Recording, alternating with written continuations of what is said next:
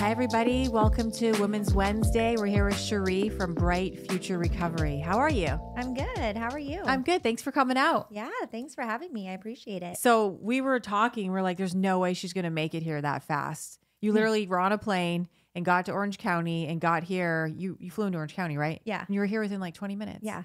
That's just impressive. Super quick. Yeah. That's what I like. Quick. Yeah. You know? And you're from where exactly? Central California. Central California. Hollister, which is kind of south of San Jose, Nice. near Monterey. Yeah. Yeah. And that's where your treatment center is? I have one in Hollister and one in San Luis Obispo. Nice. Yeah. Is there a lot of people up there needing treatment? I mean, what's going on up there? Yeah, especially, San Luis Obispo, I mean, we're the only residential program, private residential program. Why is that? You know, I don't know. It's interesting to me though, as I've been trying to work closely with the community. I think they just have a different dynamic there as far as working together as far as resources go. You know, I don't know what your background is with that, but you know, when you're working in treatment, we like to work together, and if we're not an appropriate fit, we're able to refer For sure. you know, another program. So it just seems a little bit different down there. Yeah. So hopefully with time that will change. But yeah, I mean, so with San Luis, same with Hollister, actually. We're the only program in Hollister as well. I mean, there's some county programs, but not many private options. And we've been there for almost 9 years. Wow. But, you know, it's a small little country town and there's really not much to do. So I feel like the need for treatment and also just like education, recovery, it's not a big recovery city in town. So where do people go outside of that area for treatment if they're trying to stay close? If they're trying to stay close, then San Jose. Okay. You know, we work with some Central Valley facilities, and just depending on what the client needs, then we're able to kind of assess and refer them out. Yeah. How's the fentanyl epidemic going up there? Are you seeing it? Yeah. Horrible. Horrible. I mean, I would say a couple years ago, we would see a lot of young addicts coming in, you know, between 18 and 22, 23, thinking they're just using Oxy. And then we test them negative for Oxy, positive for fentanyl. And they're just like, what? You know? And it's like they had no idea what they were using. And that's kind of when it was really starting to become a thing. Now it's like they're just all you don't even hear of heroin anymore. Right. It's crazy. Yeah. And it's crazy to me that people choose also to do fentanyl as their drug of choice. Right. Like it's this younger generation that, because I was working in the treatment space before I started doing this for the last 7 years. And like over the last few years in particular, number one, everyone tests positive for it. And then a lot of these youngsters, like that's their drug of choice. Right. And it just blows my mind. And it just shows you like where we've come in society in this generation and why we need to create change and have this dialogue, because to be willing to play Russian roulette with your life every single time you use for this high, it's crazy. I know. And it's getting younger and younger. Yeah. You know, and it's almost like there's no fear in trying it, which is what's crazy to me. Yeah. You know, I mean, I don't know. For me, I'm in recovery, but when I was younger, I wasn't for trying everything. Like in high school, now it's like these young kids, 14, 15 years old. Yep. Trying it, no big deal, almost like it's cool or something, you know? Yeah. Like my son, he just turned 15 and, you know, me and him have a very open, honest relationship. He lives with me full time, but he's experimented. And I'm like, listen, like you can't experiment anymore. Like recreational drug use is not a thing in this day and age. Right. You know, like you will die. Right. You know? Well, even marijuana. Right. I mean, no one's picking up a pipe and smoking, you know, pot like that anymore. It's all these pens and it's a just totally different ballgame now. And I don't understand how fentanyl is being put in everything, like the reason for it. Like why? Because it's coming up in weed now too. Right. Like what is the point of that? Like we want to wipe out a whole generation. I like can't wrap my head around it. Like obviously there's something much bigger going on a much bigger level politically, big far, like a lot, you know? Yeah. I mean, and it's scary too. I have a younger brother who is struggling. Oh, I'm sorry. Yeah, it's hard, working in this field and having treatment facilities and having endless resources to Yeah. get him help, but Mhm. he is comfortable in his situation and Mhm. comfortable being in the tenderloin, Oh, and yeah. it's absolutely mind blowing to me because I've gone down there so many times myself to Mm. look for other people's loved ones and pull them out. And, I don't know how it is over here. What's it called over here? Skid Row or what's Skid Row. Skid Row? Yeah. Okay. So, Mhm. for the tenderloin, they make it so comfortable, provide housing, safe injecting sites, Yeah. and it's like, I get it, but then at the same time, it's not going to push anybody to want to get better when they're comfortable in their addiction. Right? And that's a discussion we need to have. And people are uncomfortable talking about that, but it's true because I agree with you. I mean, I was just Mhm. down on Skid Row a few weeks ago, setting up and handing out with a foundation, and I'm looking around. And granted, nobody should be in that position, right? So of course, we have empathy for anybody that's in that position where they're homeless and addicted to drugs on the streets, but they've become comfortable in that space Right. because of the services that are being provided. I'm looking around and there's people just set up everywhere. They just go from booth to booth. They get a meal, they get their clothes, they have, safe injection.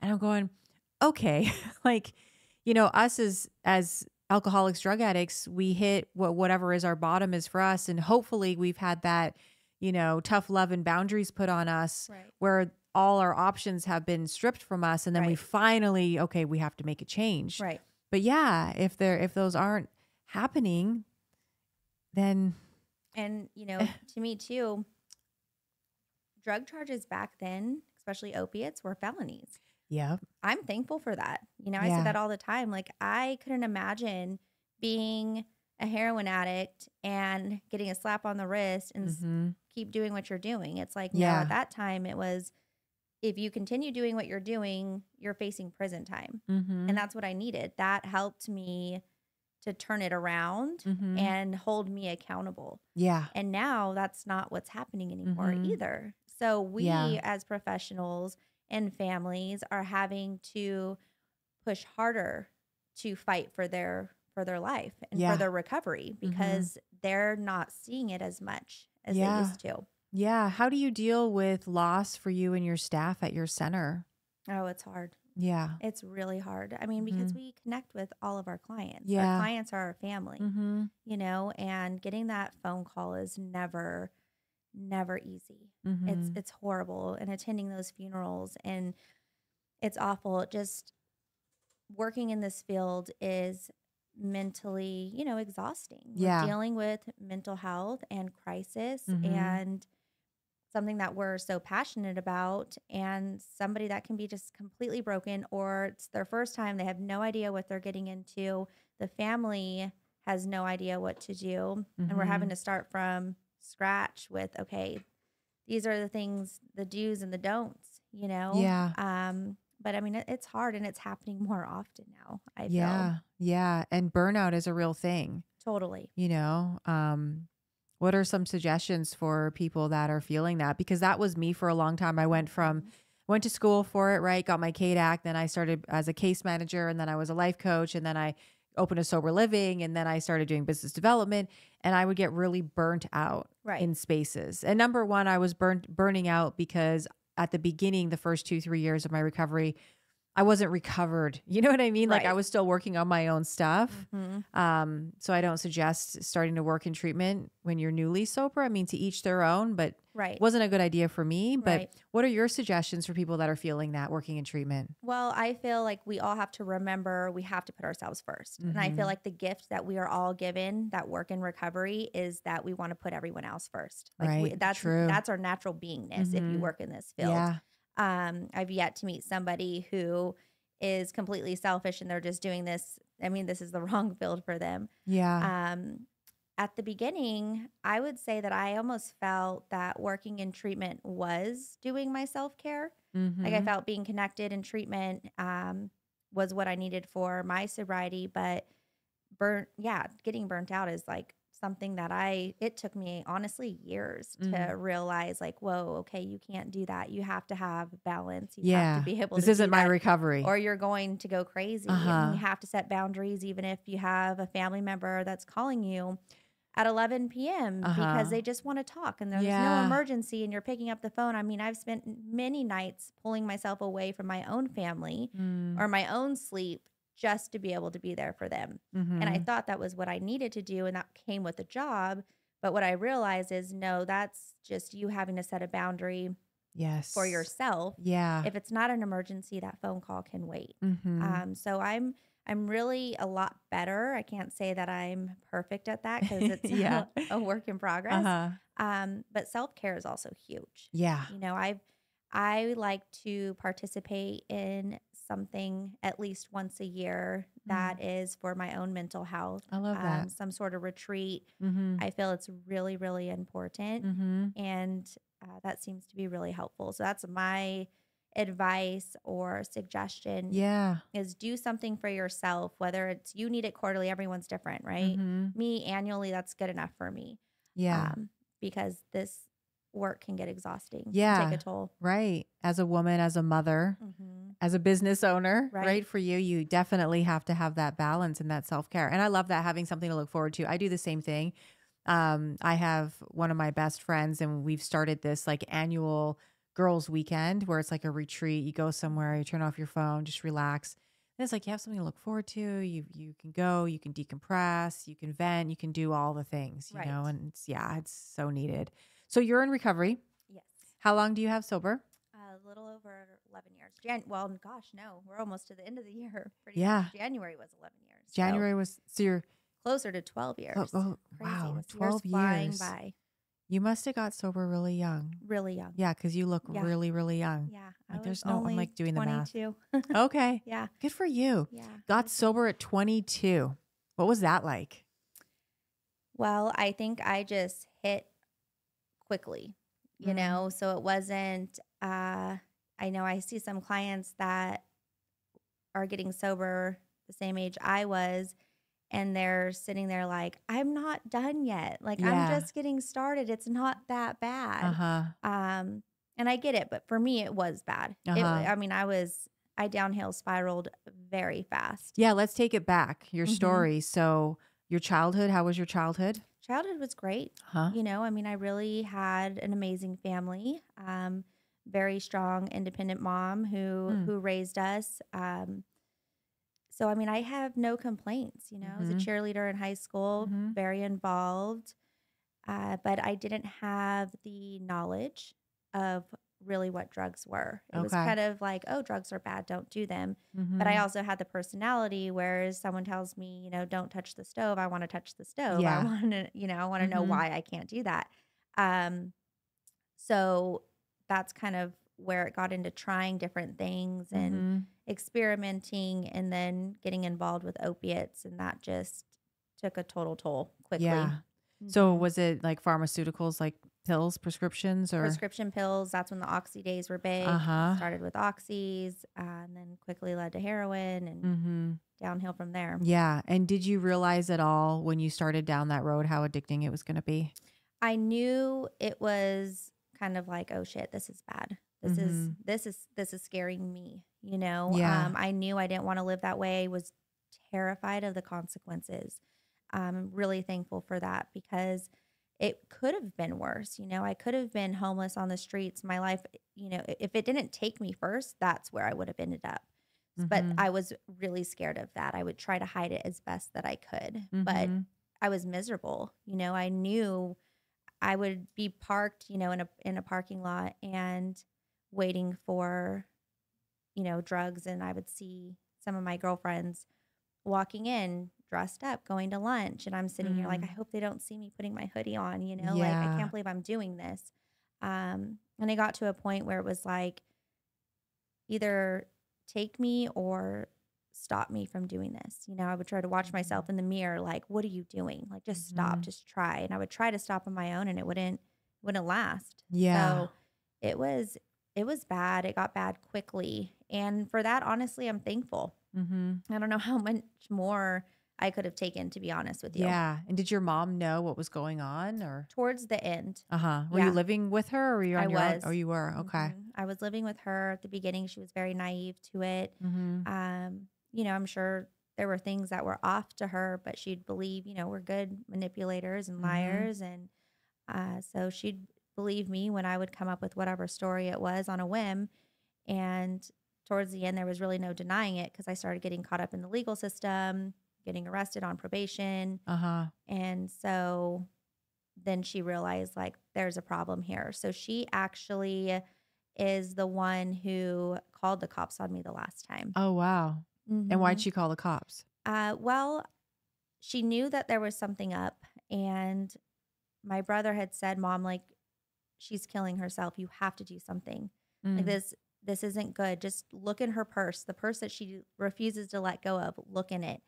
And the one time I decided to leave that purse unattended was at one of my best friend's baby showers.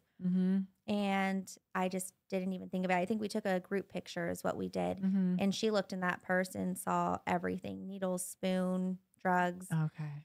And so she called and said, okay, this is where we are. I need an officer to pull her over for a traffic stop, or whatever it is you need to pull her over for. I know she's on probation. She's violating probation, and she needs to go to jail.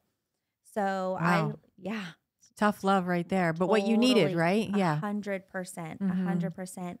So I left, and sure enough, right when I come out of the cul-de-sac, there's just, you know, a cop waiting right there for me, lights on. And I look back, I'll never forget that conversation. It was the most important conversation at the time that I needed. And the officer was like, look, you know, you're going to jail. There's no talking your way out of this one. What happens after you go to jail is going to be completely on you. You either are going to come back to this lifestyle, or you're going to turn it around. And I remember him letting me cry on his shoulders. And I just, stood there and cried, like, okay, I have to do something, because I am miserable. So there was almost a sense of relief, you know, because I wasn't going to ask for help. What addict wants to say, you know what, I'm really suffering. Like, it's rare. It's very hard. It's very hard to do that. So I wasn't there yet, but I knew that I didn't want to live that way anymore either. So I felt like a sense of relief, and that's what I needed. So I went to jail. My mom found me a program. I went directly from jail to treatment. I was in there, I say, 5 days too long, enough for me to realize I never want to come back to this place. And then I went to treatment and started working in treatment after that. And here I am, still doing it. What was your treatment experience like? It was hard. Emotional roller coaster. You know, I wanted to leave AMA many times, but it was, if you leave here, it's prison. So that always kept me right where I was. And I knew that prison wasn't going to be anything near what treatment was. But what's difficult now working in treatment is we take somebody who's suffering with opiates, whether it's their first time or 10th time in treatment, and we're dealing with insurance only wanting to cover them for 20 to 30 days. And I look back, when I went to treatment, it was 7 months. And I have to say, it took me a good 5 months to really start becoming clear-minded. You know? It wasn't in 30 days. No, not even close. I was still withdrawing, you know, to some degree. I mean, I didn't need medications for it, but I was still struggling with sleeping and feeling anxious. And so, you know, by the time I was able to mentally start feeling better and grasping what I was learning, I would say closer to 5 months. So that's where we're struggling today, is like, big time. This is what they need. So they need as long as they can get, at least a year. I preach long-term recovery. Alfred, can we turn the arrow on? Don't worry, it'll be edited. I preach long-term recovery because, it, like, the last place I was at for almost 4 years, it was a year minimum, you know, bringing people in, because that's what they need. I mean, when I went to treatment, I was coming off of, like, my daily cocktail was 17 milligrams of Xanax, massive amounts of Adderall, and like 50 Norcos a day. Like, it was insane. And it took like a year for that fuzziness to finally be gone. You know, like, it was in my tissues, it was in my fibers, my muscles, like everything. and I was so numb. And I feel like we get people off drugs and all these feelings start coming back. And then it's like 90 days or whatever it is. And then you, okay, just go figure it out now. And we're just so fresh and like vulnerable and very. yeah. Yeah. And I agree. We need longer. We need longer. We need that, case management piece. All of it. Everyone needs all the things that they can get. And so I feel like us doing what we're doing and trying to put a word out there, educate people, be a safe space for them to come to ask questions. We also didn't have that then either. So at least what we're doing is providing more options for individuals who are suffering. Maybe they're curious about sobriety, don't know if they need sobriety yet, or their families members, not sure if they're struggling. Like, these are a good way to get that out there for them. Yeah. And to educate the families, like what you're saying, your mom did, that was life-changing for you. Whereas there's a lot, and bless their hearts, they're just doing the best they can, but they're enabling, they're codependent, this is a family disease and we need to, work together. My whole family's in Canada. So I came out here by myself. Wow. And at 19, and my mom, she would come out and visit, but she didn't really know what was going on. She would see that I was tired or this or that, but she would then go back. And so it was tough for her because she felt a lot of guilt afterwards. Like, oh, I should have known, I should have done more. And it was like, okay, well, you didn't really know. But helped you get sober? Well, yeah. So for me, it was pharmaceuticals. And then in the last 3 years, I had this amazing idea that I would just start drinking.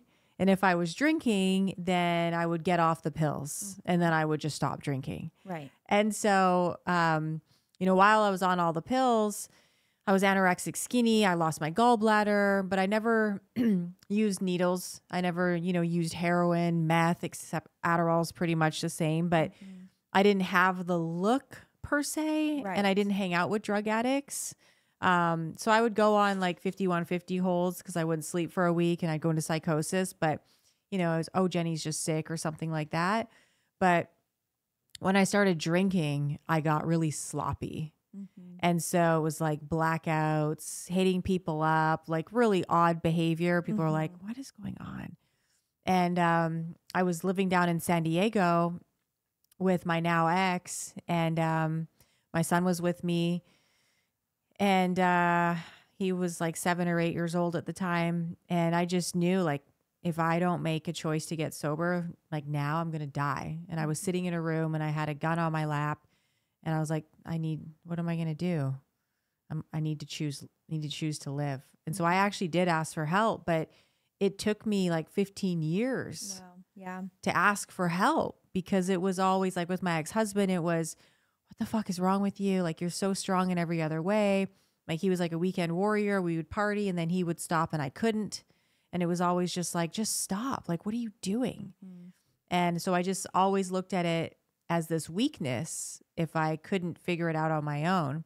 Sure. And so, finally I was like, I'm surrendering, I have the willingness to finally ask for help. So that's what I did. But when I started taking pills, I was all doctor prescribed at the beginning. And the education, I had no idea what I was getting myself into. Well, and it's hard because it's the doctor prescribed it. Exactly. Right? And so in my head, in my alcoholism, I'm like, oh, well, I'm fine. So the doctors prescribed this to me. And it started off as a very low dose. The Xanax started off as 1 milligram, and then slowly grew and grew and grew. And then I would doctor shop. And then I had one person that I was getting my stuff off the street from. And thank God fentanyl wasn't around like it is today. Right. Yeah. I got 7 years or else I'd be dead. No doubt. There's no way.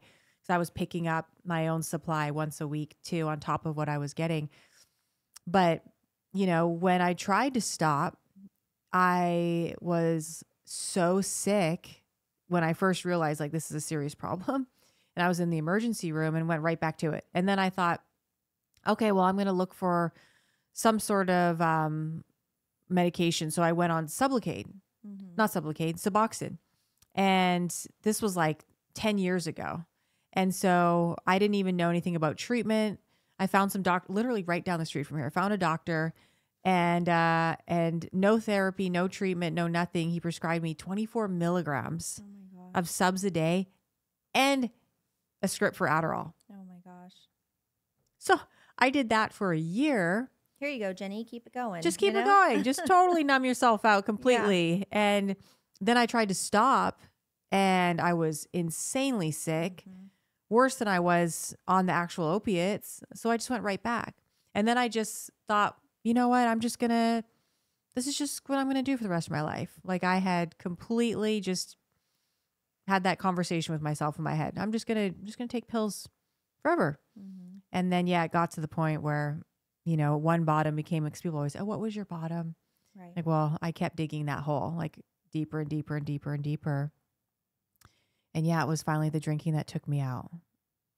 Well, and I think that's what's hard, right? Like you said, is if you're not able to do it on your own, then you're weak. Mm-hmm. And I feel like that's another topic that we have to be enforcing a little bit more, that you're not weak, because I think especially men over the age of 40 who are alcoholics and have done treatment maybe numerous times, or they're head of household and they're, you know, they have kids and a wife. For them, it's, I'm a failure. Yeah. And then, okay, I'll try it. I'm going to try it. I'm going to surrender. I'll go to treatment. Then they go to treatment. They go home, they relapse.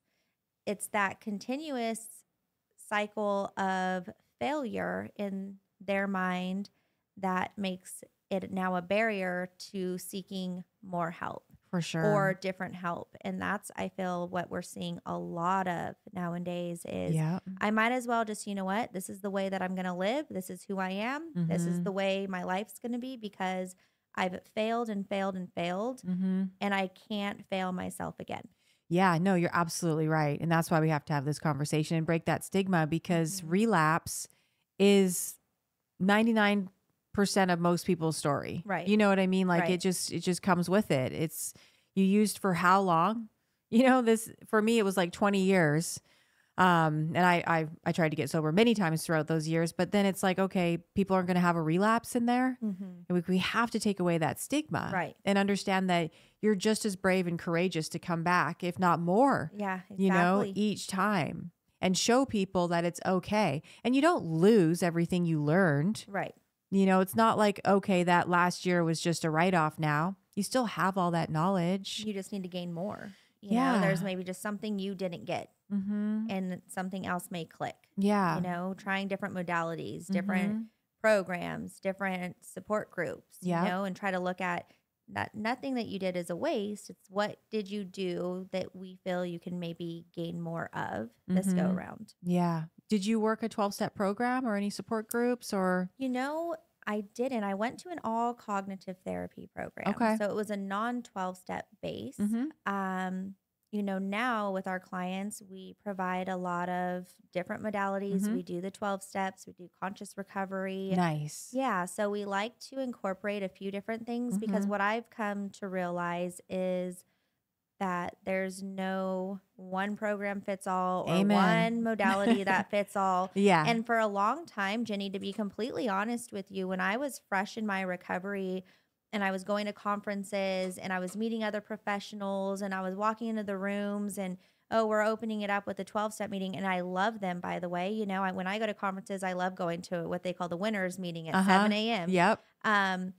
But I almost felt a little bit of shame and didn't want to have to be honest of, like, you know, how I got sober, because it's like everybody looked at you. What? You don't do the 12 steps, you know? Totally. And that was really hard. I embrace it now. Like I tell my clients, if 12 steps aren't for you, that's okay. Yep. But before, I'd have to, you know, feel like I'd either have to kind of lie a little bit. Yeah. Yeah. No, I totally hear you. And especially the old school people. And like treatment has to be different now. Like we can't keep doing it the way we were doing it, because the culture and the people and the community is totally different. Right. Like when I got sober, I was told I need to do 12-step. Right. So I did it for a while and it was great. And I have nothing against 12-step. A lot of my very close friends are in a 12-step program. I think everybody should just do the 12 steps just because you'll learn something from it, you know? But I don't don't work it anymore in my life. Right. You know, there's different things that I do. I did a lot of therapy. I do a lot of spiritual work. I love conscious recovery. I have his book right there. Oh, yes. I love it. We provide that for both our programs. I love it. Yeah. Yeah. But just allowing people options to choose what works best for them. Right. Because then there is no shame in that. It's not just, well, if you don't do 12 steps, you're going to die. Well, how horrible is that for a client Right? to come in and really, truly are not grasping or connecting with that. Right. And we as professionals are leaving that as their only option or else. Yeah, no, it's bullshit. Yeah, I'm sorry. that's, It is. That's not fair. We're not No. doing our jobs. No.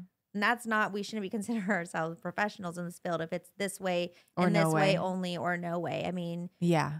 got to get out of there with that, you know? Yeah. So I am huge on offering different things in yoga and spirit, you know, that different things that, and same with medications. You Right. can't frown upon somebody that may need to be on long-term medications, nor do we want to shove those medications down their throat Right. 1 week into treatment saying, oh, you're a fentanyl addict. Okay, perfect. Here's, 8 milligrams of subs every single day. Yep.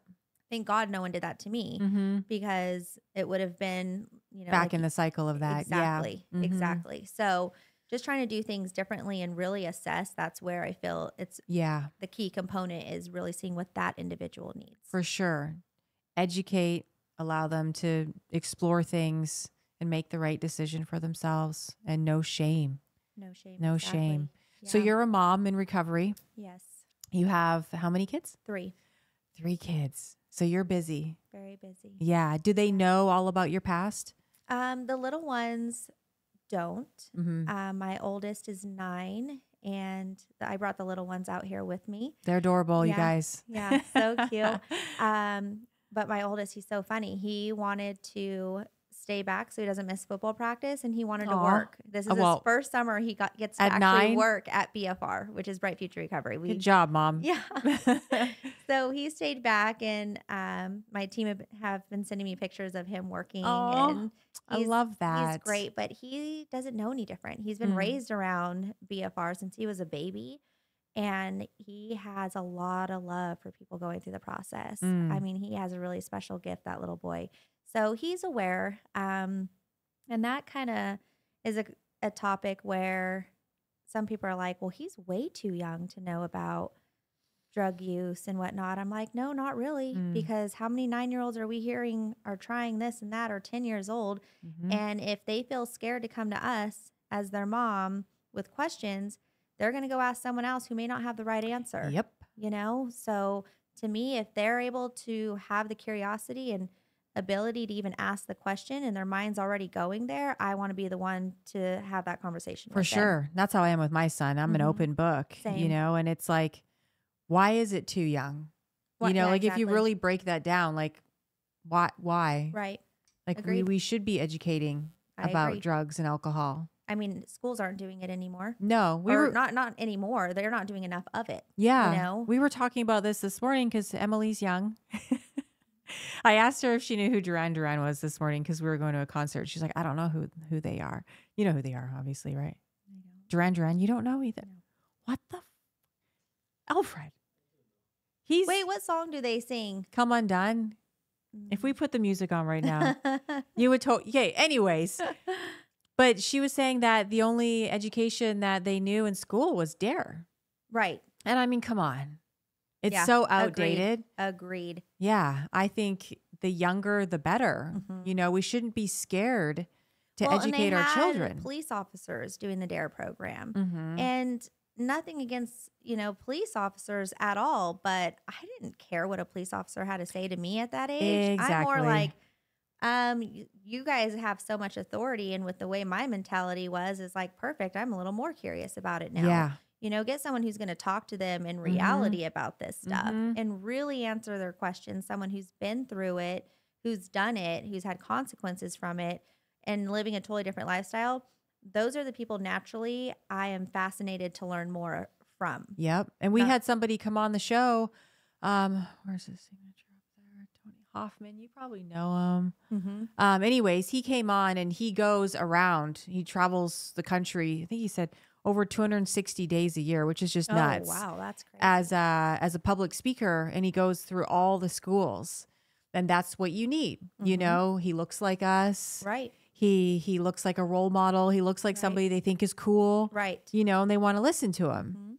And we need more of that. I want to do that personally. That's like part of my mission, is to go and talk to the youth, because it's not being done right. The kids aren't listening to the people that are doing it now. Yeah. And I agree. don't think it's too young. It's not. So if you tell them at a young age what drugs are, then they're going to go do them? Well, you know, and I did drug education for a couple of years, all up and down the Central Coast. And I went from as young as 5th grade up to senior year. And it was pretty interesting to find that even in the affluent areas, or the areas of, you know, maybe lower income, drugs were the same in both schools, but you had different types of drugs. So you have maybe cocaine in the lower, you know, affluent areas, and then you have mom's prescription pills in the higher affluent areas, you know. And the way that I would bring that topic up, just to kind of know how I have to gear the conversation, is by asking them what they've heard of. And sometimes, you know, the 5th grade, it was more just, you know, weed, pot, and it would be weed in so many different terms. And I'm like, okay, so they're a little bit still on the innocent side here. So I knew how to approach that. Right. And then there were schools I'd go to, and I'm like, oh my gosh, I'm going down one list and starting a second list of drugs here. Okay, so these kids are experimenting. They know what's up. And I would get a little bit more open with those kids. That's smart. That's the way to do it. And then I'd have them in the hallway, you know, stopping me after. And, you know, I didn't know any different. You know, I've been raised since I was young by my parents that being a gangster is the only way to live. And it would just break my heart because I'd say, what are your goals? I mean, I've had so many kids rap to me in the hallways. Like, I want to be a rapper. I'm like, okay, cool. Let me hear what you got. And they would. And it's like those moments I'd walk away and just complete tears. Yeah. Like these poor kids, you know, and they don't feel heard. They don't have anyone that they feel they can go to. Yeah. But we need to do more of that. Yeah, we do. We really do. Heartbreaking. For Women's Wednesday, you know, you're a businesswoman. You're able to start a treatment center in recovery, and a mom. How did you start all of that? Because that's 9 years you've been doing it? Yeah. Yeah. So how did that all start? Well, I was doing interventions. Okay. So how did that start? That started, so I was actually in school to be a surge tech. So I was going for medical after I went to treatment. And I worked at the program for a little bit that I went to. They had a training program, which was awesome. Went back home, went back to school. My mom works in the medical field, and it was kind of like a safe zone. Okay. And then I still was fascinated of recovery. So I was doing conferences and trainings, and interventions really were standing out to me. Like, I love that. Yeah. So I started doing interventions for free in my community. Okay. I did interventions for free for the first year and a half, almost 2 years. Awesome. And then they were successful as getting people into treatment. So then I thought, okay, I could start charging for these. And then I was realizing that there really is, like I said earlier, no cookie cutter program. And as an interventionist, what I loved is I got to travel all across the country and meet all these amazing different programs. And so I thought, well, what if I just did a detox only program? Because what I do know is the first step they need is detox. And a lot of people aren't willing to go longer than detox. It's easier to grasp going for 7 to 10 days than it is to say 30 to 90 days.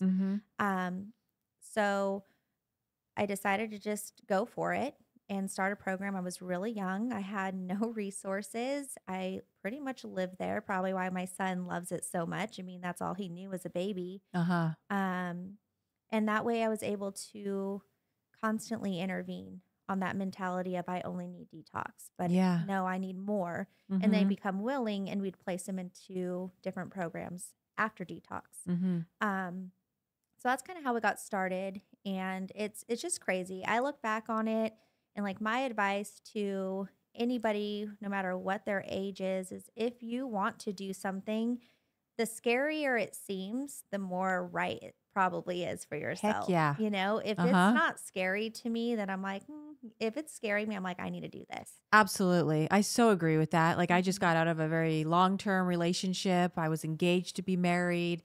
I was comfortable in that situation, and we worked together and I knew for a long time that it wasn't the right situation for me. Mhm. But I was so scared. I was Mhm. so scared. And I felt in every fiber in me that I was meant to do what we're doing here right now today Right. and talk to people and have the podcast and go on my own and become my own strong, independent woman that didn't have the connection to the man that kept me, Right.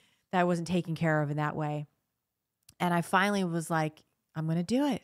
I'm going to take this leap of faith, and it's terrifying. Mhm. But the alternative was I was just going to be miserable and settle. Right. And what's the point of that? I didn't get sober to live Mhm. some mediocre Right. life where I'm not happy. And as soon as I said, fuck it, I'm going to step into this fear Mhm. and I'm going to take this leap of faith.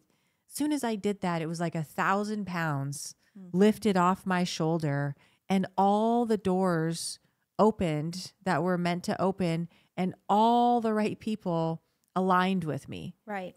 Like it was nuts. Well, and think about how scary getting sober is. Oh yeah. I mean, if we could push through some fear like that, and we could Mm-hmm. push through fear of anything Yeah. that may sound scary Yeah. and accomplish it. 'Cause we Mm-hmm. accomplish sobriety, through that fear. And so I feel like that's what holds a lot of people back is Yeah. staying in a comfort zone and Mm-hmm. scared to take a leap of faith or try something different or do something that may fail. And to me, what's the worst thing that could happen? Right. If it fails, well, then you just, move on or go back to the way things were Right. before. But I never want to live with the what if I would have done Yes. that. I always And say that. Never want to say what if. no, Don't want to settle. Don't want to have regrets. nope. I don't want to, because you see all these like research done with people on their deathbed, right? And what's Mhm. the one thing that they always say the most? It's the regret. I wish I would have. Exactly. Yeah. Yeah. And so it's like, I may be all over the place and taking the kids here and doing this, but it's like, I love that. Why not? What's the Yeah. reason I shouldn't be doing that? Yeah. I don't know, but I'm also a little bit of an adrenaline junkie and strive off chaos just a little bit. But yeah, I mean, I love what I do. I love Mhm. meeting people like you that are doing, the same thing. And I love that there's more out there for those that are suffering. Yeah. 'Cause I feel like there wasn't that before. And I Mhm. feel like we're doing our jobs by being here for them. Absolutely. And what do you say to women out there? I was talking to a lady this weekend in this situation, and a lot of women really struggle with this where they're at home, they have children, Mm-hmm.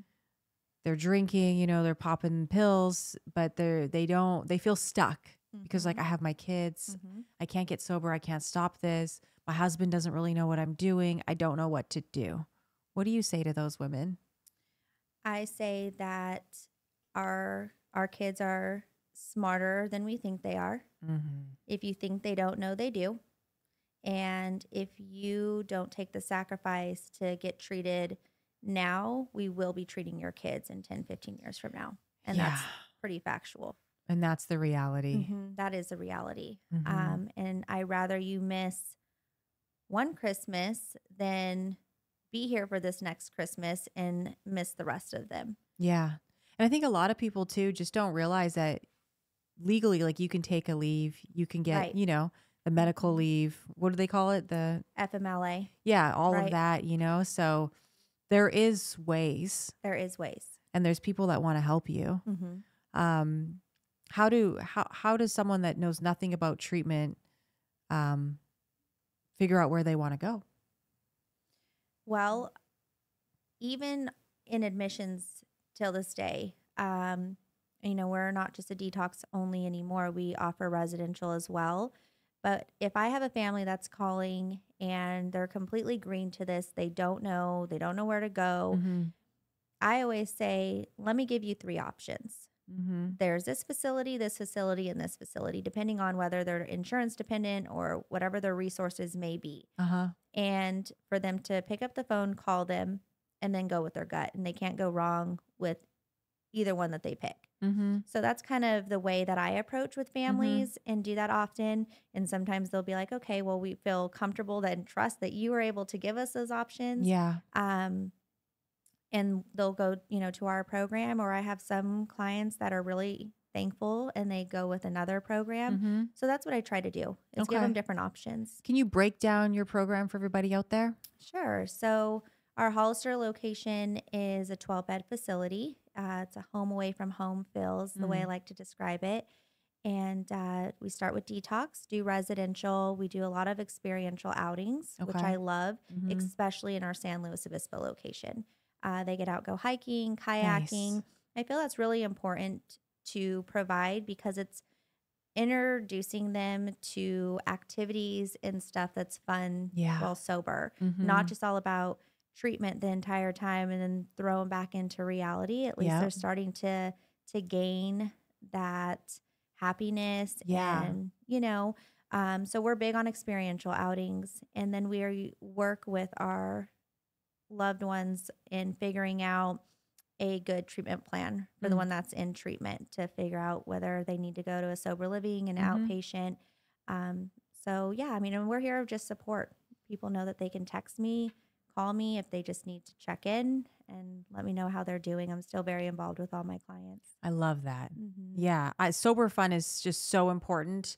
Like for me and a lot of people, when you first get sober, it's like, oh my God, life as I know it is over. Life as I knew it sucked. You know what I mean? But you think like you're never going to have fun again. Drinking in society and the culture, it's like it goes hand in hand. Yes. Right? Yes, like, how am I going to go to a concert? How am I going to go out and eat? How am I going to go wherever? I agree with that 100%. Yeah. Yeah. So it's like, it's so important to show people, no, you can have fun. They can build a community. They can be around other people that are doing these things. And I feel like just go try everything once because you don't really know what you're going to like in sobriety. And you'd be surprised at going out with while your friends are all drinking and you're not drinking, you actually wake up feeling like, I feel great. Yeah. So at least, like you said, just try it. Yeah. Try that. And I think there's a lot of people that are curious about that too, but are too scared. You know, it's like, sounds nice, but I don't know if I could do it. Yeah. And I mean, I'm more happy now than I've ever been. And, I have lots of fun stuff that I do in my life now. Like I'm going to start taking up roller skating. We're doing a jujitsu class tomorrow night. Alfred does jujitsu and his teacher is in recovery. How long does he have sober? He's like long-term recovery, huh? Yeah, more than 20 years. Yeah. And so he teaches a lot of people that are in recovery.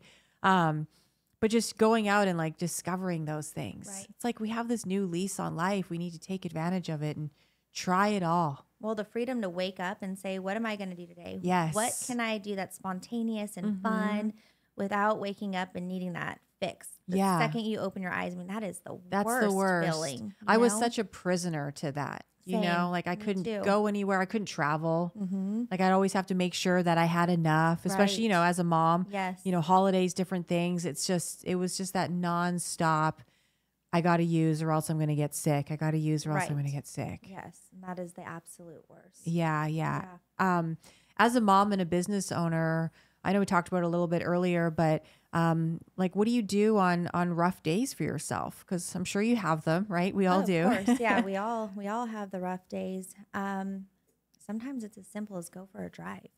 Yeah. I know it sounds crazy, and people are like, "You seem so busy," and I am, but I have a really amazing team that help me, and some days get pretty chaotic because I catch myself stuck in the house all day long with the kids. And I'm like, oh my gosh, I haven't even left the house today. You know, and I've just been in my office and working.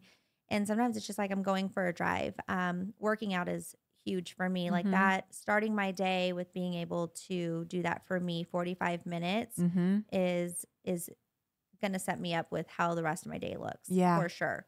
So I'm good about recognizing the things that I haven't done in the past and making sure I make it routine today Yes. to not fall back in those feelings that I've had in the past. I think routine and consistency. I mean, Yeah. and doing that for yourself every day, taking that time. I'm the same way, having the things that I do. And I can tell like physically if I start falling off from anything, I like feel a certain way. I'm like, Yes. okay, something's not in alignment. Yeah, I need get to back fix this. but not beat ourselves up over it too. Right. And that's another big thing that I've had to learn is if I fall out of routine, just pick back up and start over. And that's the beautiful thing about day by day, tomorrow's a new day. You know, if you have a bad day and like maybe you skipped the gym and you felt crappy all day, you know that you simply can just start over tomorrow. I love that because oftentimes people will just beat themselves up over Totally. that. Oh, well, fuck it then.